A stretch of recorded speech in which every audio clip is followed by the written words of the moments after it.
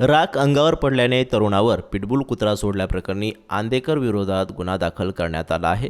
शेकोटी करीत असताना अंगावर राख पडल्याच्या कारणावरून एका तरुणाने दुसऱ्याच्या अंगावर पिटबुल जातीचे कुत्रे सोडून त्याला चावा घेण्यास सांगितले। या कुत्र्याने संबंधित तरुणाच्या हाताला आणि पार्श्वभागाला चावा घेऊन त्याला गंभीर जखमी केल्याची घटना पर्वती येथील लक्ष्मीनगरमधील शाहू वसाहतीमध्ये घडली। या प्रकरणी पर्वती पोलीस ठाण्यामध्ये संबंधित तरुणाविरोधात गुन्हा दाखल करण्यात आला आहे।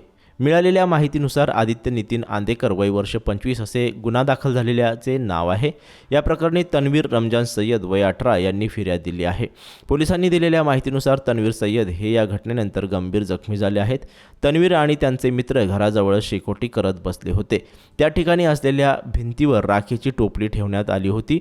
ही राखेची टोपली आरोपी आदित्य आंदेकरच्या अंगावर पडली। त्यामुळे चिडलेल्या आदित्यने याबाबत विचारणा करण्यास सुरुवात केली। ही टोपली तन्वीर यानेच टाकली असा समज त्याने करून घेतला। त्याने तन्वीरला शिवीगाळ करून गचांडी पकडत हाताने मारहाण करण्यास सुरुवात केली। त्याचे पिटबुल जातीचे कुत्रे सोबत होते। या कुत्र्याला सारा धर याला असं म्हणत त्याच्या अंगावर सोडलं। या कुत्र्याने फिर्यादीच्या हाताला आणि पार्श्वभागाला चावा घेत त्यांना गंभीर जखमी केलं। त्यानंतर आरोपीने पोलीस चौकीमध्ये तक्रार देतोस काय असे म्हणत बघून घेण्याची धमकी देऊन दमदाटी केली आहे।